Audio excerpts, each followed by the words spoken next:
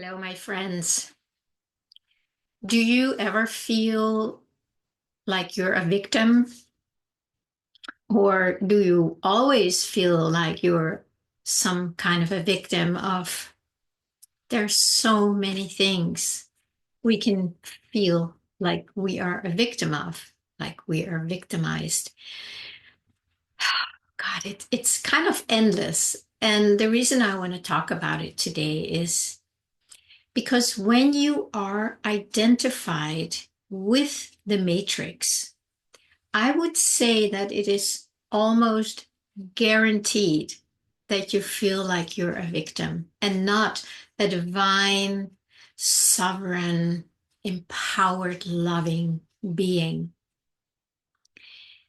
Let's just go back to that triangle, the drama or trauma. I think it's a drama triangle, with the perpetrator, the victim, and the rescuer. And I want to see if we can just focus it fully on ourselves today. If you feel like you are a victim of the world, it can be the government, your neighbor, your spouse, your parents, your kids, a disease, your boss, uh, the IRS. It's just look at it and just get a sense of how often you feel like you're some kind of a victim and there is a stranglehold on you that makes you feel like you are not in power. You're not in your true power.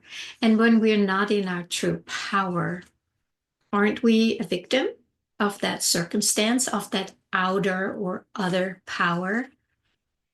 And I think it's a really important thing to look at for all of us, including this one. Um, and I want to really ask you to just look into your life and see how often are you, for instance, blaming others, blaming people or circumstances or situations. It's pretty rampant out there, and it always has been, but it's very, very strong right now, mostly because of what's going on politically in the world. If you look at it there, it's like, my God, there are so many victims, so many victims. And I don't have like an easy way out of that, out of the world and changing the world the way it is now. I do believe we have to go through this whole process so that we can come back into our divine sovereignty. And it's not easy because most of our energy has been in the matrix victimhood. So, where it all starts is always inside of ourselves. So, if I feel like I'm a victim, I can be sure that I am telling myself some kind of a story that makes me feel disempowered or a victim. And we need to see what it is that we're telling ourselves. For most of us, it is that those core beliefs that I'm not good enough, there's something wrong with me, I did something wrong, people reject me, people don't like me, yada, yada, yada. That is when the inner perpetrator is making us feel like a victim. And we have to start there. If we don't take a look at that first and we try and do it out there, we are projecting our energy out through our victim story. There's no judgment, there's no criticism here. We all do it because we were born into the matrix. We were born into the belief that we're not good enough and there's something wrong with us. That is where I would say, in my experience and from what I've seen, is that is where it all starts, that when we first get born, and that energy of the matrix is it's like this veil covering us where we believe there is something wrong with us, we're not loved, If we have loving parents, it's probably going to be different. But most may even have loving parents, but they still have, they're still identified with that themselves. So somehow that will bleed through, more or less. For some people, it's a lot, and for some people, it's less. If it was less for you, blessings. You're blessed. You're blessed compared to so many people who really still live in that sense of victimhood. If you just right now, just by listening here today, if you realize that you have a lot of victimhood stories, please be very, very, very gentle with yourself. Do not run into the perpetrator and add to the story that's already running, because it's not going to help you. So that's the perpetrator and the victim. Then there is the rescuer. Now we can go out and try and rescue people out there or rescue situations. It's beautiful. I mean, we all have it in us that we want to help, of course. But I think the first one that we need to rescue is that victim, that victimized part of us by our own perpetrator. So you can see we are doing this thing to ourselves all the time. If you have been lucky and done a lot of deep inner work on yourself and you don't find yourself in that triangle anymore, you have done some amazing work. And I would guess you feel a lot of freedom inside, where you can, instead of running around in this triangle, you can be right smack in the middle and just hold that presence and not be tempted to be hard on yourself or on others, not be tempted to be a victim of circumstances or make others victims of whatever they're doing. And you're not trying to rescue anybody out there anymore, because you have already rescued yourself from your own perpetrator.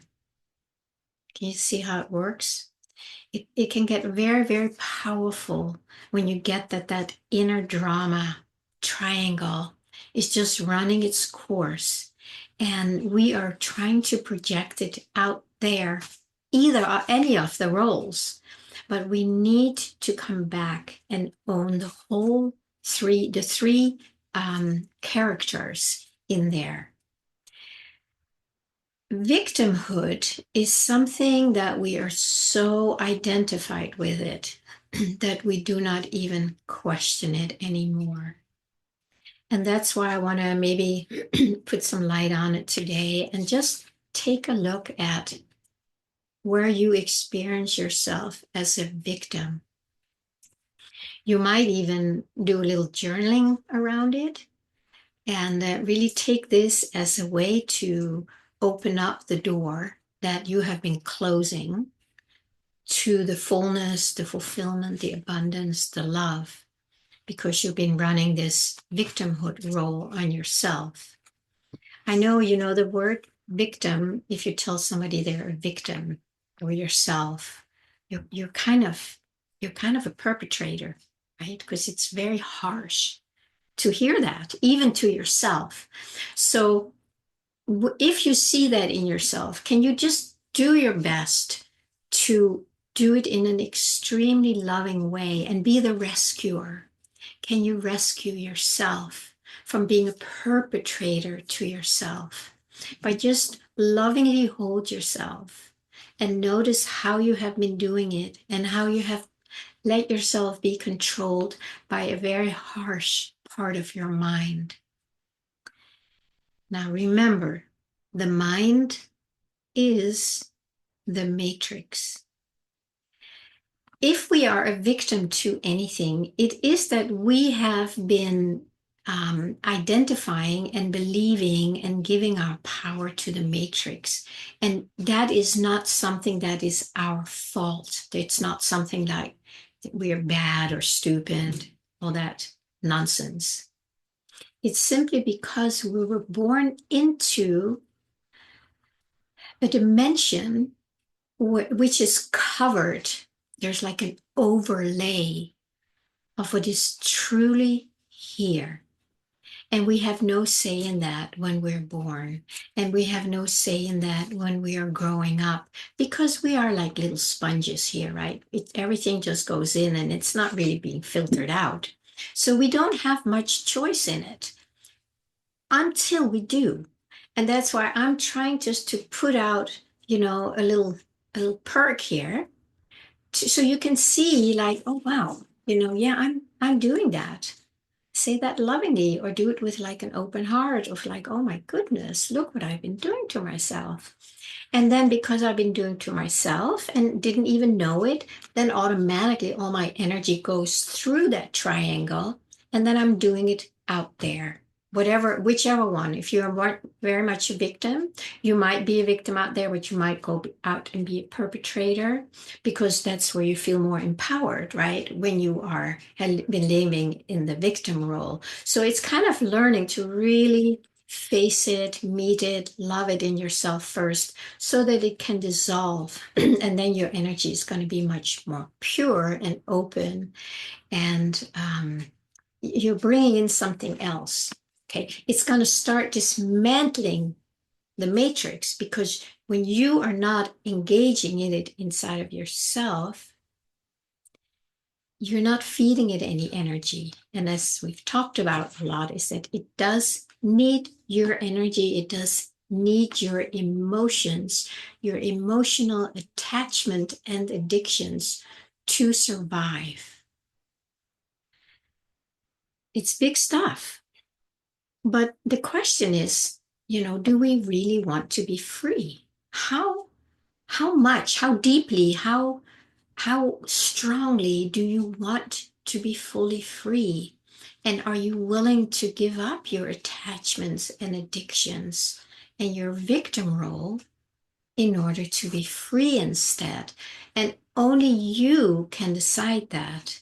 You can't have a perpetrator standing outside of you telling you you have to do that, because then you're still not in your power, right? This decision comes from a deep longing, a deep willingness to step into your power, to step out of these roles and step into this, because it is pulling you.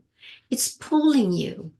And you need to follow that pull, that longing, because that is the entryway to freedom. It's not out there. So for all the people who are out there, marching and demonstrating and, bless their heart. They're doing the best they can. They believe that what they're doing is going to make a difference.